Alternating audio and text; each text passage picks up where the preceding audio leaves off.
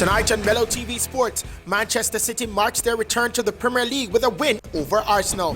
West Indies signed a kit deal with CASTORE. And Christian Coleman suspended after missing doping test.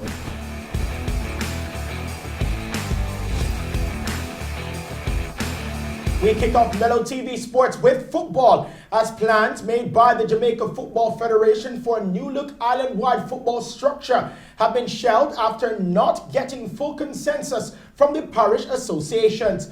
The local governing body is proposing to start a second-tier professional club league and would see the 2020 to 2021 season have 12 Premier League teams, and that the second tier of 14 to 16 teams. A vote among the parish associations and JFF executives yesterday ended in an 8-8 stalemate. St. Anne, St. Catherine, and Kingston and St. Andrew are among those associations opposed to the structure. On to some English Premier League news now. Defending champions Manchester City today marked the return of the Premier League with a 3-0 demolition of the Gunners' Arsenal. Arsenal's David Luiz was sent off in a performance riddled with mistakes as City secured a comfortable victory behind closed doors. Luiz, who came on as a first-half substitute, failed to clear the ball before Jamaican-born Raheem Sterling fired in City's opener just before half-time. The defender was then sent off after pulling back Riyad Mahrez after the break to give away the penalty, which kept De Bruyne slotted in for City's second. Substitute Phil Foden netted in a third for the defending champions, capitalizing on a rebound from Sergio Aguero's strike. Victory for Pep Guardiola's side means league leaders Liverpool remain 6 points away from winning the title, writing off any potential celebrations in Sunday's Merseyside derby. Earlier on, Sheffield United were denied by a bizarre goal line technology error in their 0-0 draw at Aston Villa. The visitors should have been ahead going into half-time as Oliver Norwood's deep free kick was fumbled over the line by Villa's keeper Odian Nyland, but the usually faultless goal line technology did not alert referee Mike Oliver. Meanwhile, Aston Villa, Sheffield United, Manchester City and Arsenal players, as well as match officials, showed their support for the Black Lives Matter movement by taking a knee at kickoff as the Premier League got back underway. The league continues on Friday with Norwich City against Southampton, followed by Manchester United away to Tottenham Hotspurs. Still on football, Napoli beat Juventus on penalties to win the Coppa Italia finals as Archdiocese Milik netted the winning spot kick following a 0-0 draw. Juve missed their first 2 penalties while Napoli were perfect through 4 kicks. We bowl over to cricket news now. The West Indies team will be sporting new training and playing kits during the current tour of England as part of Cricket West Indies' new 3-year partnership with CASTORE, the official team kit and merchandise partner. The new training outfits were unveiled during the West Indies training camp at Emirates Old Trafford. They featured lightweight performance-enhancing fabrics and an ultra-modern dark blue, maroon, and pink design. The new test whites will be revealed ahead of the upcoming 3-test series against England, when the West Indies will be defending the Wisden Trophy. Cricket West Indies has shortlisted 4 candidates for the job of head coach of the West Indies women's team. The candidates, all of West Indian heritage, progressed from the initial interview stage, which ended last week. Cricket West Indies says the successful candidates will be named once the final interviews have been conducted. On to some interesting track and field news now. World 100-meter champion Christian Coleman has been provisionally suspended after missing a 3rd doping test.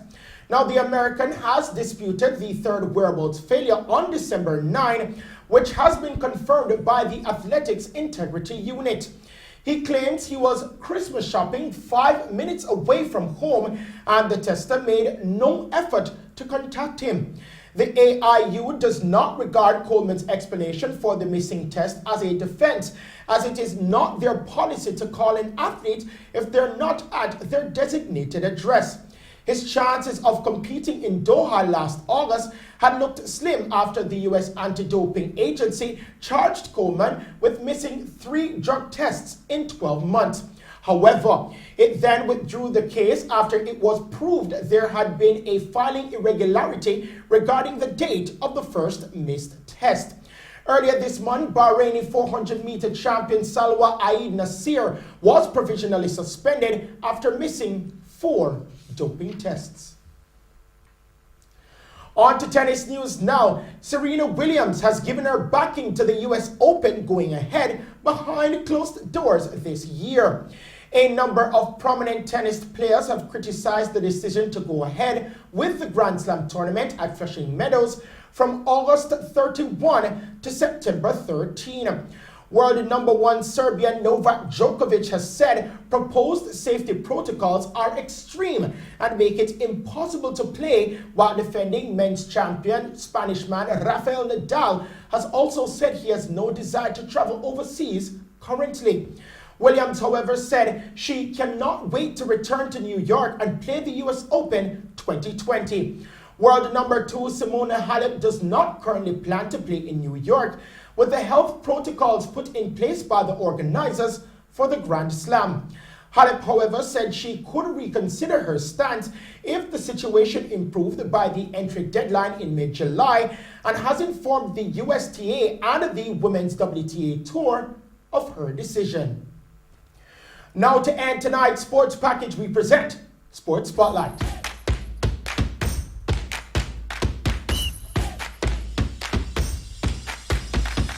In tonight's Sports Spotlight, I want to speak about the resumption of the NBA season. Now, on March 12, the organization had to suspend its operations due to COVID-19. But Adam Silver came out and said many owners approve that July 31st would be a date when the season would resume, and it would take place in Florida. While many players agree with this move, including Avery Bradley, Patrick Beverley, LeBron James, and Kyle Kuzma, there are many players that disagree with the move. Vice President of the National Basketball Players Association, Kyrie Irving from the Brooklyn Nets, and the Center for the LA Lakers, Dwight Howard, agrees that with the civil unrest that's going on in the country, they should pause on the season. Do you think it should be cancelled? Do you think that they should resume? This has been Sports Spotlight. And those are the stories making sports news tonight. We now head back to the news desk with Shelley Ann Hill.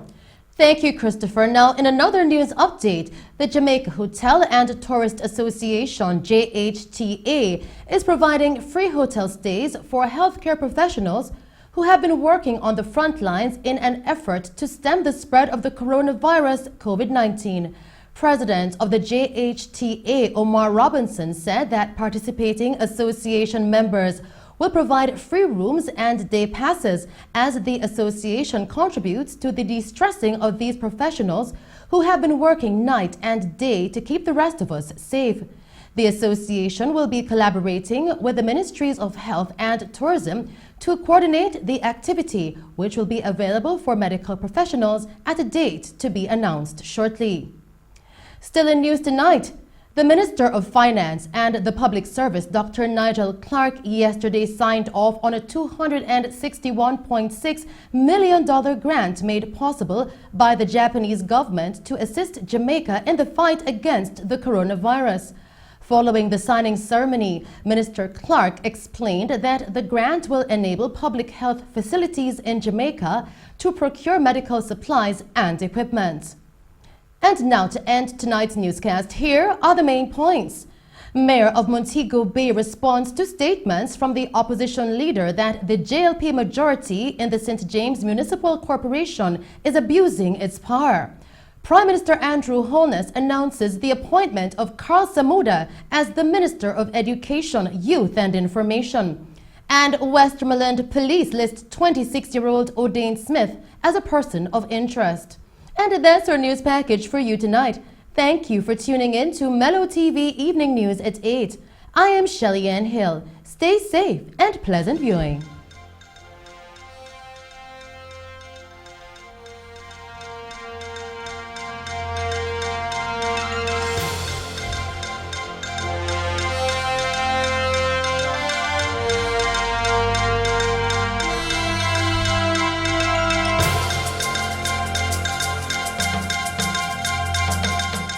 The Mello TV Evening News at 8 was brought to you by the Ministry of Health and Wellness.